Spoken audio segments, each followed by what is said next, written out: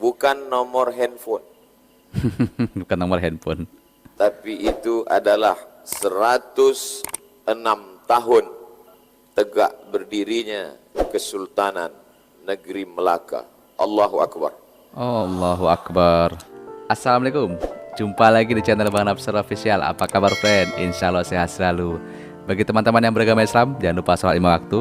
Sholat berjamaah di masjid lebih utama daripada sholat sendirian di rumah. Friend, kali ini saya ada satu video dari Ustadz yang populer di Indonesia dan di Malaysia. Siapa lagi kalau bukan Ustadz Abdul Somad. Jadi ini ada tazkirah beliau, dan tazkirahnya cukup panjang ya, 14 menit. Jadi saya bagi dua. Jadi videonya ini berjudul Pengajaran dari Sejarah Negeri Melaka, dari channel Abu Amzar Channel. Jangan lupa ya di subscribe ya channel ini ya. Oke, tak usah membuang masa ya. Ini part pertama, kita akan reaksikan. Jom kita tonton. Orang boleh hidup 3 bulan. Putus air, orang boleh hidup 3 hari. Nauzubillah. Kalau naik air laut itu ke darat, habis semua air tawar, kita masih boleh hidup 3 hari. Tapi kalau putus asa, putus harapan, orang hanya boleh hidup 3 detik. 1, Betul. 2, 3. Dia cari pokok kayu, terjun, mati. Iya. Wah, ini bagus nih pen. Ya, kita nonton ya. 1405 1511 1511. 1405 1511, bukan nomor handphone. Bukan nomor handphone. Tapi itu adalah 106 tahun tegak berdirinya Kesultanan Negeri Melaka. Allahu Akbar. Oh, Allahu Akbar. Parama artinya orang yang berkuasa. Parama. Iswara artinya raja. Raja. Parameswara, orang yang berkuasa di atas semua raja-raja. Bahasa Arabnya yang berkuasa itu sultan. Diambil dari kata sultah. Tapi yang dipakai terjemahnya bukan bahasa Arab. Yang diguna adalah bahasa Persia, Syah. Syah artinya raja. Makanya ada nama orang Muhammad Syah, Ahmad Syah, Riayat Syah, Mahmud Syah, Mansur Syah. Semua raja-raja ini menginduk kepada dia. Orang putih menyebutnya Alexander the Great. Tapi manakala dia sampai ke Arab disebut dengan Iskandar, maka dipakailah nama Iskandar Syah. Bahasa Sanskertanya Parameswara. Bahasa Arab dan Persianya Iskandar Syah. Baru saya tahu itu. Indahnya nama. Indahnya. Nanti kalau saya punya anak lelaki lagi, saya akan bagi nama Parameswara Iskandar Syah. Masya Allah. Masya Allah. Siapa yang ada ingin punya anak, bagilah nama, kerana nama adalah doa. Betul. Suatu ketika dia berjalan hendak berburu, maka dia tengoklah, dia bawa anjing-anjing untuk berburu. Dalam agama Islam berburu, bila kita didik ini, ajar dengan baik, tangkap, dia tangkap, berhenti, dia berhenti, maka dibolehkan berburu. Mana ketana kalban, siapa yang memelihara anjing, bila dipakai untuk berburu atau menjaga kebun boleh. Tapi bila hanya dipakai untuk memperturutkan hawa nafsu, hanya hobi, suka saja, maka tiap-tiap hari amalnya dikurangi sebesar bukit Uhud. Satu bukit Uhud itu panjangnya 7 km. 7 Jadi kilo kalau ada ya? orang memelihara anjing, satu hari amalnya dikurangi 7 km. 7 km. Baru tahu saya. Amal dia pula 1 meter.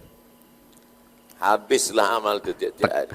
Maka dia bawa anjingnya untuk berburu. Tapi dia tengok di tempat itu berbeza. Biasanya anjing mengejar pelanduk, tapi hari itu ada seekor pelanduk yang menyipak kepada anjing-anjing itu. Dia berpikir ini nampaknya tempat ini amat sangat baik. Maka dia pilihlah tempat itu untuk membuat sebuah kerajaan besar. Sebelumnya dia terusir dari sebuah kerajaan besar selepas diserang oleh Siam dan Majapahit. Maka selepas itu dia buat harum semerbak. Bak kata pepatah Melayu, di mana ada gula, di situ ada semut. Berdatanganlah orang, sebab negeri itu begitu indah, berada di tepi laut, ikan-ikannya besar, tanam-tanamannya subur, pokok kelapa melambai di tepi pantai, semua ingin datang. Datanglah orang Arab, datanglah orang Cina, datanglah orang Persia, datanglah orang India. Rupanya harum semerbak bunga yang wangi itu tercium oleh seorang lelaki di Europe, non jauh di sana. Lelaki itu bernama Emmanuel I. Maka dia panggil seorang kaki tangan kerajaannya bernama Diego Lopez. Lopez itu nama orang daripada Portugis, bukan Lopez pulut yang dibagi kelapa itu. Itu makanan itu. Lopez itu. Diego Lopez. Sini kau sekejap. Diego Lopez pun datang. Pergilah engkau ke negeri yang subur dan ramai manusia di sana. Di sana ada peradaban yang hebat dan luar biasa. Engkau bawa tentara-tentara engkau. Maka mereka pun datang ke negeri itu. Negeri itu bernama negeri Melaka. Setengah orang mengatakan Melaka sebab dia berhenti di bawah pokok kayu. Pokok kayu itu bernama Malaka. Tapi yang lain pula berkata Melaka diambil dari bahasa Arab. Laka artinya bertemu. Malaka tempatnya orang-orang bertemu. Memang disinilah tempat yang paling strategik bertemunya berbagai macam suku, bangsa dan agama. Dua-duanya boleh dipakai. Lalu kemudian sampailah Diego Lopez ke negeri ini. Disambut dia. Begitu orang Melayu, orang Islam mengajarkan menyambut tamu. Tak tengok sukunya apa, tak pandang agamanya apa, tak dilihat warna kulitnya bagaimana. Selama dia balik, selama dia baik, selama dia beradab, maka disambut dia dengan sambutan yang luar biasa. Maka datanglah Diego Lopez disambut. Tapi rupanya lagi-lagi bak kata pepatah orang Melayu, tamu yang baik disambut baik, tapi tamu yang tak baik apa yang terjadi? Dikasih hati meminta jantung. Betul. Selepas dia dikasih hati, jantung pula ingin dia rebut. Mahu tak mahu, maka mesti ada perlawanan. Akhirnya selepas Diego Lopez melawan, datang pula pasukan dia dari Goa. Tentara Portugis yang sama, bernama, lupa pula nama dia, Alfonso. Ujung namanya susah saya nak membacanya. Al-Barbecue kah? Apa nak? Matang mereka dengan pasukannya, maka terjadilah pertumpahan darah. Maka pada tahun 1511 akhirnya Sultan Mahmud Shah terusir. Tapi rupanya bumi luas. Alam takun ardullahi wasi'atan. Bukankah bumi ini luas? Fatuhajiru fiha. Maka pindah.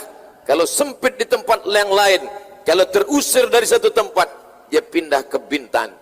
Tapi rupanya tamu yang awal disambut baik ini tak membalas budi. Mereka serang juga sampai ke Bintan. Bintan itu sekarang di Kepulauan Riau. Saya setahun sekali bagi tazkirah ke Pulau Bintan. Bagi saya Pulau Bintan ini berkesan luar biasa. Indah, cantik. Tapi yang paling membuat berkesan, durian murah-murah. Di Bintan mereka kejar sampai ke Bintan. Hancur Bintan. Selepas Melaka mereka luluh lantakkan, mereka hancurkan. Sultan Mahmud Shah sampai ke Bintan, mereka kejar sampai ke Bintan. Akhirnya Sultan pergi ke Riau daratan, sampailah dia ke sebuah negeri bernama Kampar. Kampar itulah tempat tinggal kami hari ini. Saya tinggal menetap di Kabupaten Kampar, Riau, Provinsi Sumatera, Indonesia. Jadi kalau disebut kenapa Ustaz datang kemari, saya sedang datang berjumpa, menelusuri sejarah, menengok saudara-saudara dan sahabat-sahabat. Oh, kita dengar waktu Isya. Kita teruskan selepas yang satu ini. Jangan kemana-mana. Oke friend, itu tadi part 1 ya. Jadi insya Allah kita akan sambung lagi di part 2. Jadi di part 1 ini tadi Ustadz Abdul Somad dia datang ke Malaysia, ke Melaka ya. Dan dia menceritakan tentang sejarah Melaka. Jadi ternyata sejarah kita Indonesia dan Malaysia adalah satu rumpun, ya kan? Dan memang tidak perlu kita berdebat karena memang Indonesia dan Malaysia adalah satu rumpun dan channel ini memang ditujukan untuk persahabatan, persaudaraan kita sesama satu rumpun dan sesama Muslim.